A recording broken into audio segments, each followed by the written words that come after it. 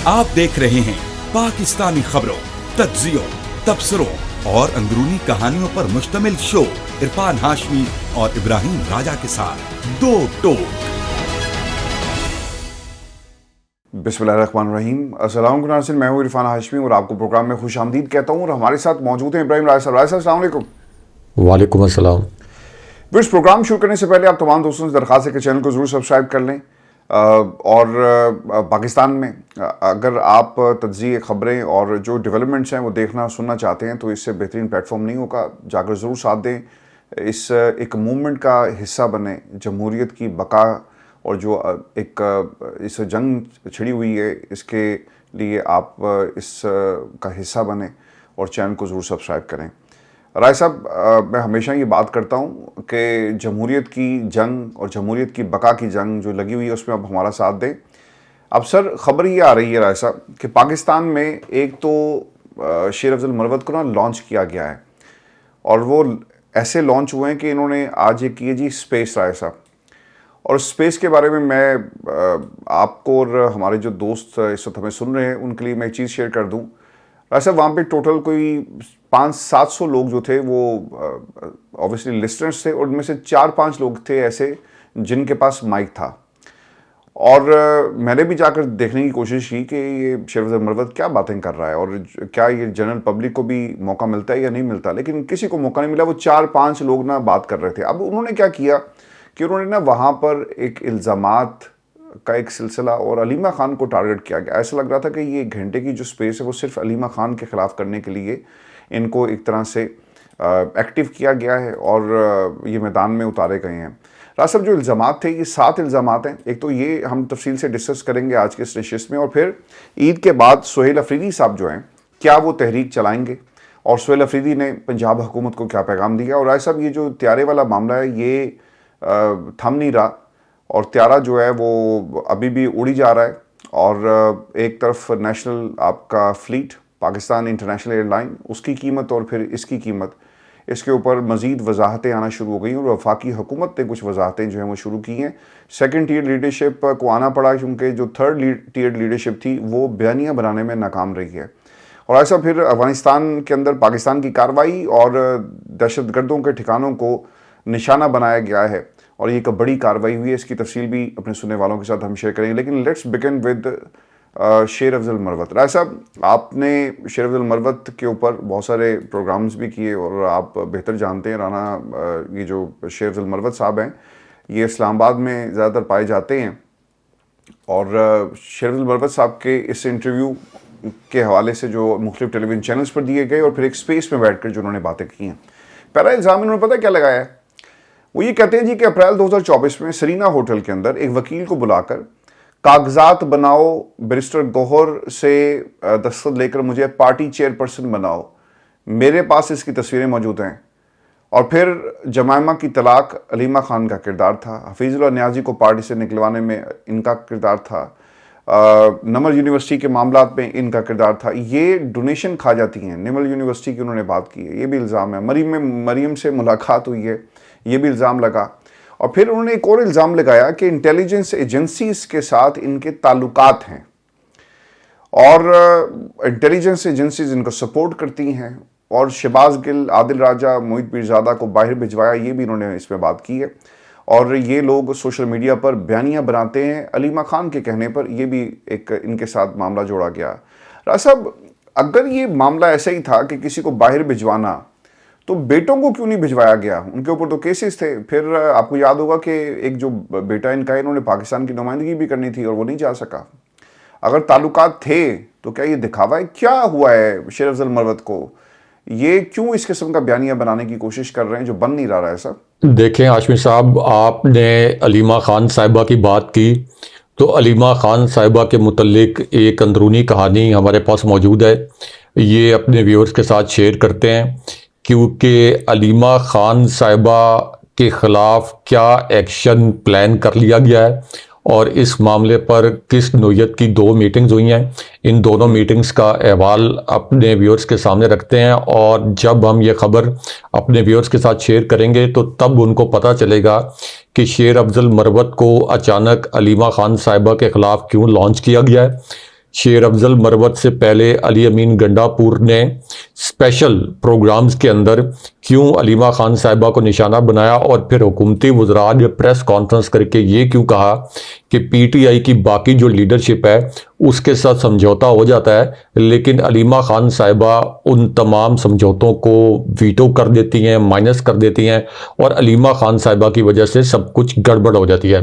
तो इसका मतलब यह है कि अली अमीन गंडापुर जो कि ताकतवर हलकों के नुमाइंदे के तौर पर अब सामने आते हैं, शेर अफजल मरवत के मुतल्लिक सबको पता है कि वो इस्टेब्लिशमेंट के एक हरकारे हैं या उनके नुमाइंदे हैं, और इसी तरह जो हुकूमत है ज़ाहिर है और इनके वज़रा ये भी अब अलीमा खान साहिबा को निशाना बना रहे हैं। तो इससे ये ज़ाहिर होता है कि अलीमा खान साहिबा से इसलिए तकलीफ़ है कि वो इमरान खान साहब का वो पैगाम बाहर लेके आती हैं जो कि इमरान खान साहब बाहर लाना चाहते हैं, और पीटीआई की बाकी लीडरशिप जिनमें बैरिस्टर गौहर और बाकी जो लोग शामिल हैं, ये ना तो इमरान खान साहब तक जो बाहर हालात हाजरा हैं ये हालात हाजरा असल शक्ल में पहुंचाते हैं, और ना इमरान खान साहब का असल पैगाम बाहर आने देते हैं।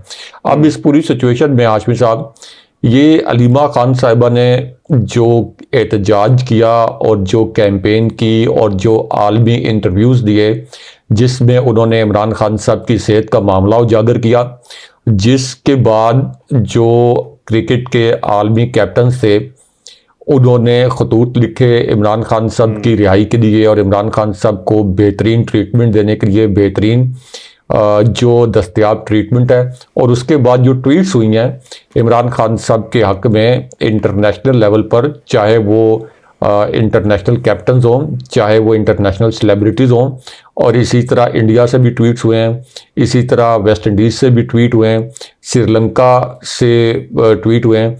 तो इसके ऊपर जो है इस सब का ज़िम्मेदार जो है ये जाना जा रहा है कि ये अलीमा खान साहिबा का किया धरा है, और फिर उन्होंने एक इंटरव्यू भी दिया। तो इससे पहले भी अलीमा खान साहिबा मंगल के दिन जाके वहाँ पे धरना देती हैं और सोहेल आफरीदी को भी कायल करने की कोशिश करती हैं कि इमरान खान साहब की रिहाई के लिए कुछ किया जाए। तो अब हमारी इतला ये है कि अलीमा खान साहिबा की गिरफ्तारी का जो प्लान है इसको हतमी शक्ल दी जा रही है, और इस हवाले से इस्लामाबाद के रेड जोन में जो एक ब्लॉक है और जो एक मखसूस ब्लॉक है जहाँ पे इसी किस्म की मीटिंग्स होती हैं, वहाँ पे एक मीटिंग में ये पूछा गया, असेस किया गया, ये पूछा गया कि अलीमा खान साहिबा को कौन डील कर रहा है, यानी हुकूमत की जानिब से या मुतल्लिका हल्कों की जानिब से कौन डील कर रहा है, अलीमा खान साहिबा को कौन किस नौयत के पैगामात पहुँचा रहा है, और उसके जवाब में क्या अलीमा खान साहिबा ऑन बोर्ड हो रही हैं या नहीं हो रही, यानी क्या अलीमा खान साहिबा जिस तरह पीटीआई के कुछ और लोग ऑन बोर्ड हो चुके हैं या मुकम्मल तौर पर मफाहमती मोड में आ चुके हैं।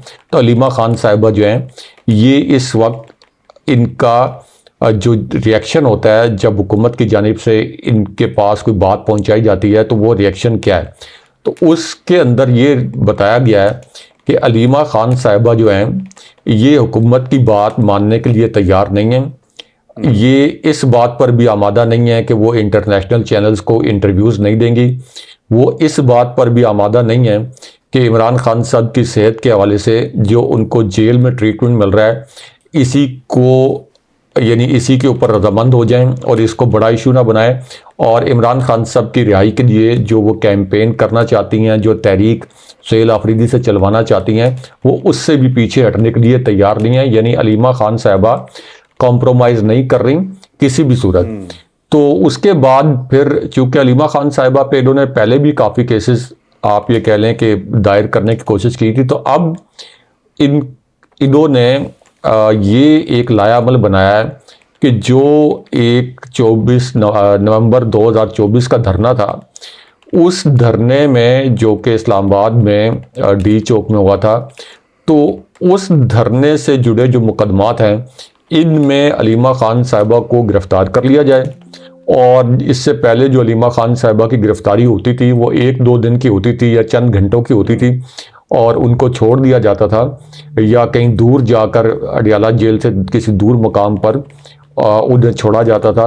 लेकिन इस मरतबा प्लान बनाया गया है कि अलीमा खान साहिबा को अगर ये जो कुछ हुकूमत कहती है या जो मुतलका हल्के कहते हैं, अगर वो नहीं मानती तो अलीमा खान साहबा को उन केसेस के अंदर गिरफ्तार किया जाए और लंबे अरसे के लिए गिरफ्तार किया जाए, ताकि ये जो एक जो उसके अंदर लफ्ज़ इस्तेमाल किए गए मीटिंग के अंदर कि अलीमा खान साहिबा की जानिब से जो नॉइज़ आ रही है, वैसे तो उसको शोर कहते हैं, लेकिन इसको मीटिंग की एक आप ये कह लें कि ख़ास इस्तिलाह के एक नॉइज़ जो है जो बहुत क्रिएट कर रही है ये, तो इस नॉइज़ को ख़त्म करना है। इस नॉइज़ को ख़त्म करने से मुराद ये नहीं है कि कोई उनके ऊपर हमला करना है या वो करना है, ये नहीं, उनके ख़िलाफ़ ये कार्रवाई करनी है और उनको गिरफ़्तार करना है। तो अब इस किस्म का जो प्लान है ये हतमी मरले में दाखिल हो गया है और अलीमा खान साहिबा की गिरफ्तारी जो है ये ऑन कार्ड है। इससे आप अंदाज़ा लगा लें, यानी ये जो आपने सवाल पूछा था इस स्टोरी के अंदर उसका जवाब है कि ये अचानक अली अमीन गंडापुर, ये सीक्वेंस देखें ना, अली अमीन गंडापुर, फिर हुकूमती वज़रा की प्रेस कॉन्फ्रेंस और ख़ुद उनका कहना कि बाकी पीटीआई सब कुछ मान जाती है, और फिर उसके बाद शेर अफजल मरवत की जो ये स्पेस है, इससे पता चलता है कि ये इस वक्त अलीमा खान साहिबा के ख़िलाफ़ जो है वो किस किस्म का एक महाज खड़ा किया गया। नहीं, ये तो सिर्फ बैरिस्टर गौहर भी इसमें शामिल हैं और उनकी जो गुफ्तगू है, अलीमा खान कहती रही हैं, उज़्मा खान ने कहा कि मेरे भाई का मुझे ही कहना था कि उज़्मा ये मुझे मार देंगे। बैरिस्टर गौहर कह रहा है कि नहीं जी, अब उनकी सेहत ठीक है और वो बिल्कुल खैर आफियत से हैं। तो ऐसा बिल्कुल आप ठीक कह रहे हैं कि एक पूरी प्लानिंग आप हमें यहाँ पे नज़र आती है। अच्छा, मेरे ना आज कुछ और इसके अंदर एक जो खबर थी सोहेल अफरीदी के हवाले से।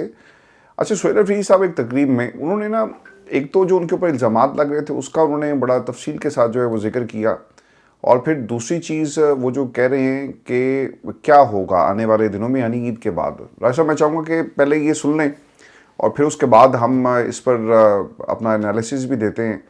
इमरान खान की सेहत का मामला चल रहा है। हमने 4-5 दिन पुरअमन धरना दिया, हमने इमरान खान की सेहत पर सियासत नहीं की। अगर हमने सियासत की होती तो आज सूरत हाल मुख्तलिफ होती, लेकिन बदकिस्मती से पाकिस्तान पर मुसल्लत जालिम टोला इमरान खान की सेहत की सहूलियात उन्हें नहीं देना चाहता। पाकिस्तान के आइन को हमेशा पैरों के तले रोनते रहे, अब भी हम उन्होंने ऐसा ही किया। वफाकी वज़रा फ्रेंड ऑफ द कोर्ट ने तस्लीम किया कि इमरान खान की आँख ख़राब है।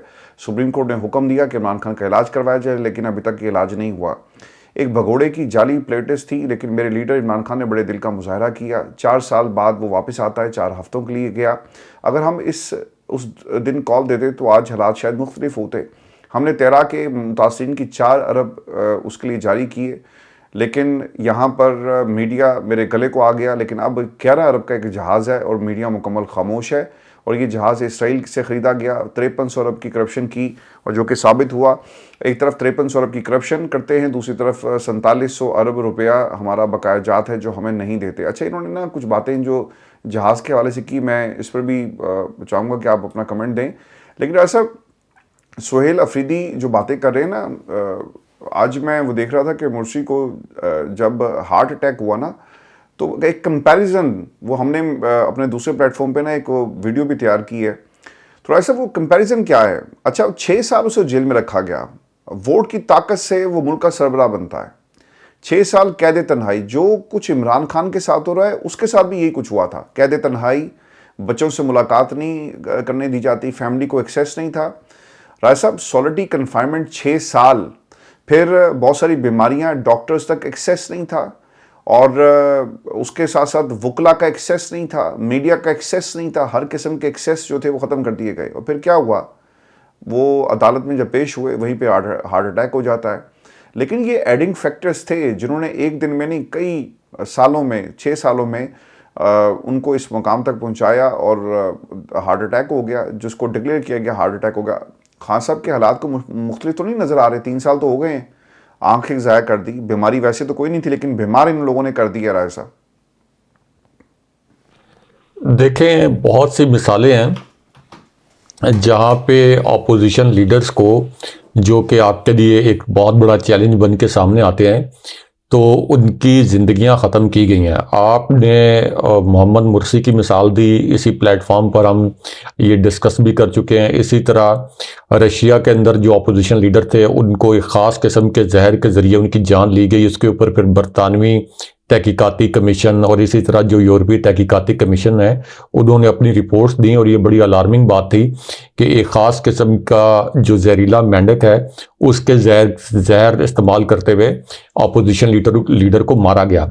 तो इस किस्म के जो वारदातें हैं और इस किस्म के जो इंसिडेंट्स हैं ये हमें अभी रिसेंट हिस्ट्री में भी नज़र आ रहे हैं। और जिस तरीके से इमरान खान साहब के इलाज के लिए या इमरान खान साहब के चेकअप के लिए उनके ज़ाती मौलजीन को इजाज़त नहीं दी जा रही या एक आज़ाद पैनल बनाने की इजाज़त नहीं दी जा रही, तो इस सूरत हाल में ये हुकूमत जो है ये ख़ुद बहुत से शकूक व शुबहात पैदा कर चुकी है। और ये शकूक व शुबहात जो हैं ये अब बहुत से लोगों के लिए यकीन में बदल चुके हैं कि इस हुकूमत ने कोई ना कोई ऐसी मुजरिमाना साजिश ज़रूर की है जिसको ये छुपा रहे हैं। और इतनी तनकीद के बावजूद यानी इंटरनेशनल लेवल पर आवाज़ें उठ रही हैं, इंटरनेशनल कैप्टन जो हैं क्रिकेट के और बाकी जो स्पोर्ट्स के हैं वो खतूत लिख रहे हैं, इंडिया से आवाज़ें उठ रही हैं, आपके इंटरनेशनल लेवल से आवाज़ें उठ रही हैं, उसके बावजूद ये हुकूमत इतनी ढीठ हुई है कि ये इमरान खान साहब को उनके ट्रीटमेंट के लिए आज़ाद पैनल्स का जो डॉक्टर है उसके ज़रिए उनका ट्रीटमेंट नहीं करवा रही। तो इससे तो ज़ाहिर होता है कि कोई बहुत बड़ी एक मुजरिमाना साजिश है जिसको छुपाया जा रहा है। इसके अलावा हाशमी साहब, एक कोई भी कैदी हो यानी एक आम कैदी भी हो तो उसका भी हक होता है कि उसको ट्रीटमेंट दिया जाए। आपने देखा होगा यूरोप में, अमेरिका में कि जो बहुत ख़तरनाक केसेस के अंदर जो कैदी हैं उनको भी मैंने खुद, चूँकि मुझे ट्रैवलिंग का भी शौक़ है और मैंने असाइनमेंट्स कवर करने के लिए भी दुनिया के 70-75 मुल्क घूमे हैं, तो मैं ये आई विटनेस हूँ आप ये कह सकते हैं कि मैंने देखा हॉस्पिटल्स के अंदर कि वो लाया जाता है उन मुजरिमों को, उनको साथ हथकड़ी भी लगी होती है, बड़े ख़तरनाक मुजरिम जिनमें कत्ल के मुजरिम भी, और उनका हॉस्पिटल्स के अंदर ट्रीटमेंट होता है और बेड के साथ ही उनको उनकी हथकड़ी को लॉक कर दिया जाता है। तो ये जो कत्ल के मुजरिम हैं जो यूरोप, अमेरिका या बाकी जो महज़ब मुल्क हैं वहाँ उनका भी ट्रीटमेंट होता है। तो इमरान खान साहब पर तो सारे जाली मुकदमात बनाए गए हैं। तो इमरान खान साहब जो कि साबिक प्राइम मिनिस्टर भी रहे हैं और जिनको साबिक प्राइम मिनिस्टर के तौर पर जिस किस्म की सहूलियात मिलनी चाहिए थी वो सहूलियात भी नहीं मिल रही। सब यूरोप की एग्जांपल्स दे रहे हैं, आप यूरोप की एग्जांपल्स दे रहे हैं। राय साहब, पाकिस्तान के अंदर कुलभूषण के राइट्स ज़्यादा हैं इमरान खान से। जी बिल्कुल, कुलभूषण के राइट्स लगता है कि इमरान खान सबसे ज़्यादा हैं। और फिर आप एक पूरी तवील फहरिस्त है कि जिन लोगों ने जाली बीमारियों का बहाना बनाया, हॉस्पिटल्स के अंदर रहे, अपनी जेल की पूरी टर्म जो है वो उन्होंने हॉस्पिटल के अंदर गुजारी। यानी अगर हम वो क्लिप चला सकें शर्जील मेमन साहब का, प्रोड्यूसर साहब से कहते हैं, तो ये मैं या आप नहीं कह रहे, चीफ जस्टिस या साबिक चीफ जस्टिस जो हैं उनको ये जब पता चला कि शर्जील मेमन के मुतल्लिक ये कहा गया कि बड़े बीमार हैं और हॉस्पिटल में उनको शिफ्ट कर दिया गया, तो जब हॉस्पिटल में छापा मारा गया तो वहाँ से वो फिर जिस किस्म की शहद की बोतलें बरामद हुई, यानी ये एक किसी का भी पर्सनल फेल है, हम उस पर तनकीद नहीं कर रहे, लेकिन अगर आप ये कह रहे हैं कि मैं बीमार हूँ, हॉस्पिटल में हूँ और वहाँ इतना आपको वीआईपी ट्रीटमेंट दिया जा रहा हो और शहद की बोतलें भी आप जो है वो लगातार जो है वो आपके पास मौजूद हों जिनसे आप मुस्तफ़ीद हो रहे हों। जी, शहद की बोतलें नहीं, शहद की एक ही बोतल होती है, कितना का शहद पीना उन्होंने। जी, वो हमारे व्यूअर समझ जाएंगे कि किन शहद की बोतलों की हम बात कर रहे हैं। तो आप इससे अंदाज़ा कर लें कि इन लोगों ने, ये जो इमरान खान साहब को ताने दे रहे हैं, इन लोगों ने किस किस्म की जेलें काटी हैं। यानी अपनी मर्जी के, यहाँ तक कि हाशमी साहब जेलों के अंदर इन्होंने जिस किस्म की जेलें काटी हैं, ये तो पूरे के पूरे अमले तब्दील करवा देते थे, अपनी मर्जी के अमले तैनात करवा देते थे, अपनी मर्जी के अमले तैनात करते थे, अपनी मर्जी की जेलों में मुंतकिल हो जाते थे कि हमें इस जेल से फलां जेल में मुंतकिल कर दिया जाए और वहाँ से फिर बराह रास्त जो है हॉस्पिटल। और कई मरतबा तो ऐसे भी यानी सहाफ़ियों ने खोज लगाए कि हॉस्पिटल के अंदर भी नहीं होते थे, हॉस्पिटल बराए नाम के जी वो हॉस्पिटल में उनका ट्रीटमेंट हो रहा है और वो होते थे अपने घरों में या किसी और दोस्त के घरों में या मेहमान खानों के अंदर। तो उन्होंने तो इस तरह की जेलें काटी। आप बिल्कुल ठीक कह रहे हैं। मैं इस पर ना एक एडिशन ये कर दूं सब, एक तो ये भी बात सामने आ रही है क्योंकि अब एक तो मरीम नवाज़ पे तनकीद हो रही है, मुसलसल हो रही है कि राणा साहब ये कहते हैं कि जहाज़ सूबा पंजाब का असासा होगा, वो मरीम नवाज़ ने ज़ात के लिए ख़रीदा है। ये कहना है कि महंगा है, डॉलर की कीमत महंगी हुई, पंजाब का बजट 4 से 5 हज़ार के लगभग है, पंजाब ने 40 अरब की तो ईडी दे दी, और अगर एक अच्छी चीज़ ख़रीदी गई तो पंजाब के काम आनी है। अच्छा, ये बाकी लोगों ने तो हमें बताया था, मुज़मा बुखारी साहिबा ने, कि ये एयर पंजाब शुरू हो रही है, उसका इससे कोई ताल्लुक़ है। राय साहब, ये कैसे कर लेते हैं? ये कहाँ से इनकी ये क्वालिटीज़, किस तरह से इनके अंदर ये अपनी क्वालिटीज़ को किस तरह से इस्तेमाल करते हैं, और ये झूठ कैसे बोल लेते हैं? यानी पंजाब एयर शुरू होने जा रही है और ये उस फ्लीट का हिस्सा बनेगा, जहाज़ जिसके बारे में बताया जाता है कि ये अयाशी है, सिंपली अयाशी है। दुनिया के महंगे तरीन जहाज़ों में से एक जहाज़ है। दुनिया में टोटल 180 के करीब ये जहाज़ मौजूद हैं।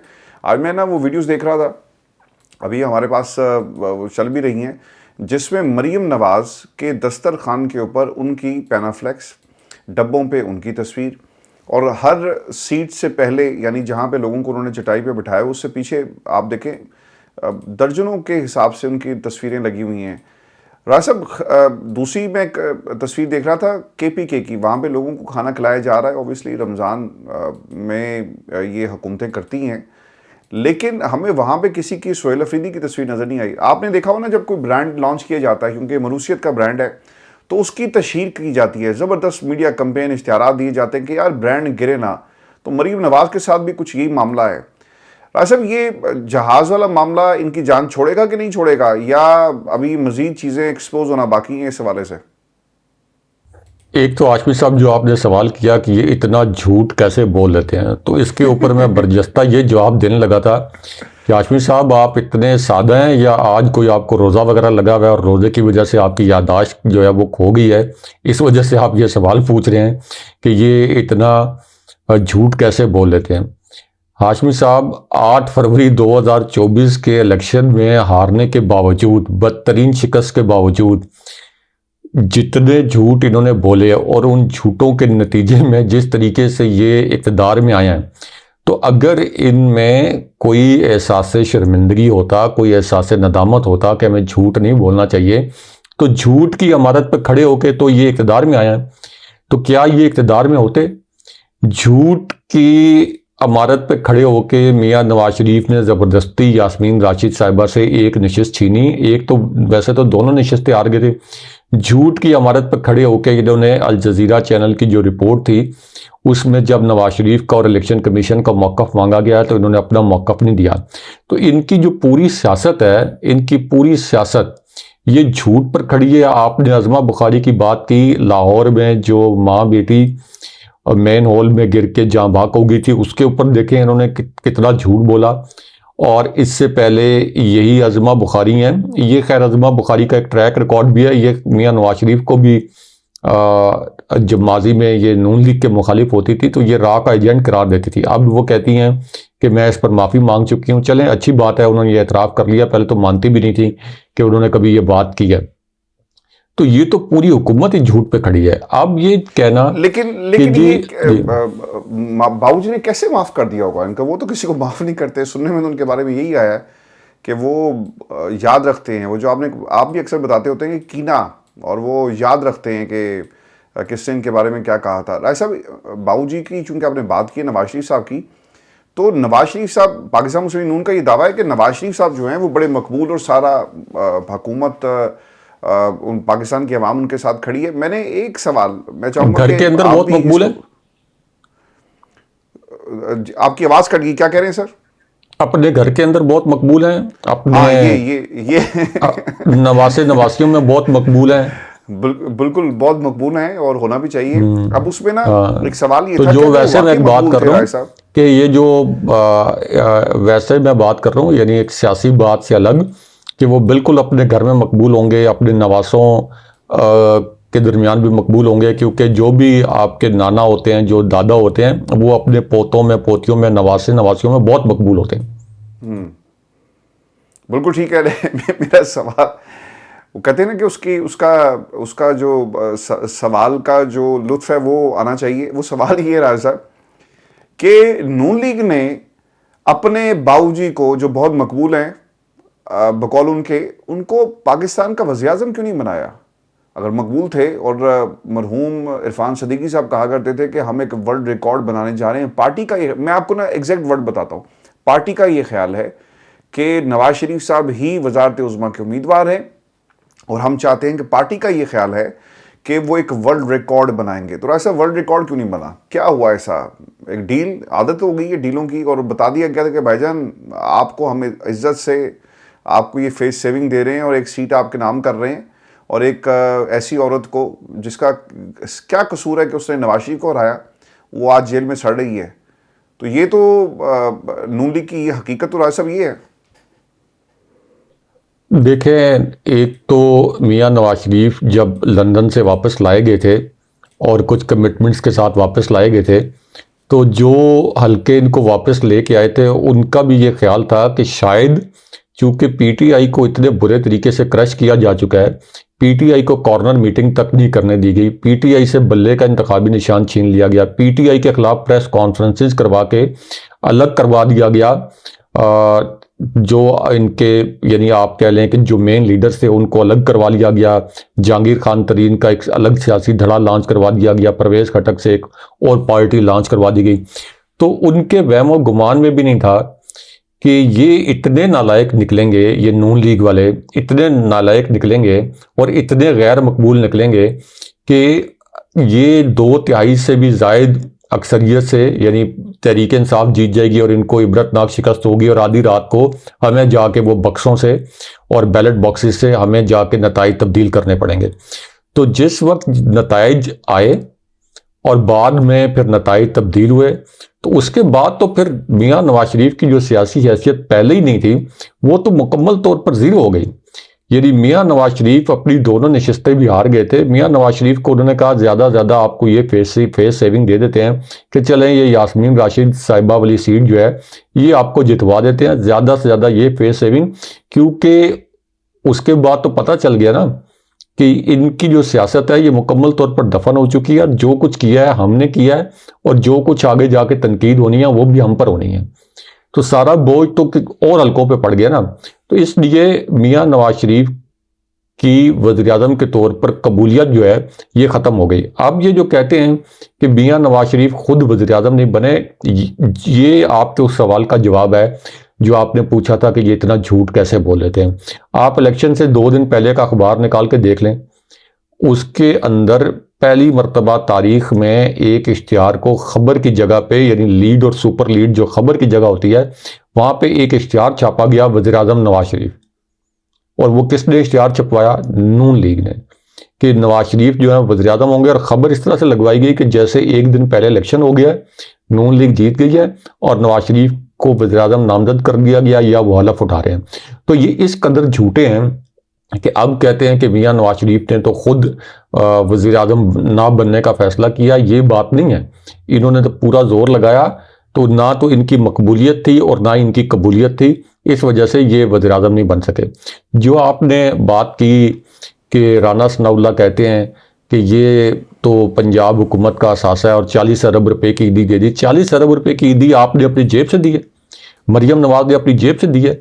मरियम नवाज तो जब सैलाब ज़दगान से मिलने गई थी इमरान खान साहब के दौर में, जब इमरान खान साहब का दौर था, तो उनके मुतल्लिक तो ये पता चला कि वो जो बेचारे ये भी दौर इमरान खान का ही है ये भी दौर इमरान खान का ही है जी। मतलब जो प्राइम मिनिस्टर थे जी, प्राइम मिनिस्टर थे, तो पता लगा कि वो बेचारे जो इतनी दूर दूर से किराए लगा के आए थे फोटो सेशन के लिए, उनके तो किराए भी वापस नहीं किए गए।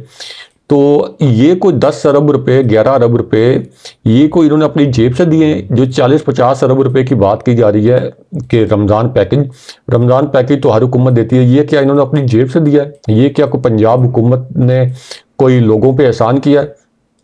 और फिर तस्वीरों की भरमार, यानी दस्तरखान के साथ साथ हर जगह पे मरियम नवाज की तस्वीर। तो इनको किस चीज़ का खौफ है? किस चीज़ का खौफ है कि हर जगह मरियम नवाज की तस्वीर जो है इन्होंने साथ जो है वो लगाई होती है। अच्छा चले इसको एनालाइज से एक लम्हे के लिए करें तो शायद वो समझते हैं कि इससे लोगों को याद रह जाएगा कि मरियम नवाज जो हैं वो असल में पाकिस्तान की आवाम के दिल में रहती हैं, और वो कोशिश इसी में लगे हुए हैं कि शायद ऐसा मामला जो है वो इस्टेब्लिश हो जाए, जो कि राय साहब नहीं होना। हुकूमत कारकर्दगियों से जानी जाती है, हुकूमत तस्वीरों से नहीं जानी जाती।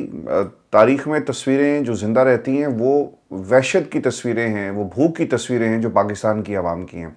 हैविंग सेड दैट, शहबाज शरीफ जो है, जितने फ़ोटो शूट उन्होंने बतौर वज़ीर-ए-आला पंजाब करवाए, जितना वो उनके मुतल्लिक तो कहा जाता है ना कि वो तो माहिर हैं इस चीज़ों के, फ़ोटो शूट के, और फिर ये कि जी ये बरतरफ कर दो, उसको ट्रांसफ़र कर दो, जितने जी लॉन्ग बूट पहन के पानी में उतर जाना। तो शहबाज शरीफ साहब से ज़्यादा तो फ़ोटो शूट करने का कोई माहिर नहीं है। लेकिन जब 2024 का इलेक्शन हुआ तो क्या वो फ़ोटो शूट काम आए? लाहौर से भी नून लीग का सफाया हो गया, तो ये फ़ोटो शूट कहीं काम नहीं आते। और ये मेरी बात आज लिख लें, आपके पास कॉपी पेन है तो वो भी लिख लें, और जो हमारे व्यूअर्स हैं वो भी अपने मोबाइल में लिखना चाहते हैं तो मोबाइल में नोट कर लें। ये जो जहाज़ है मरीम नवाज़ का, ये मरीम नवाज़, ये जब ये दौरे हुकूमत ख़त्म होगा तो इसी जहाज़ के मुतल्लिक मरीम नवाज़ पर मुकदमा बनेगा। और अगर ये मुकदमा नहीं बनेगा तो ये 2 टोक प्लेटफॉर्म पर मैं ये कह रहा हूँ कि ये लिख लें और फिर हमें याद कराएं कि आपने गलत खबर दी थी।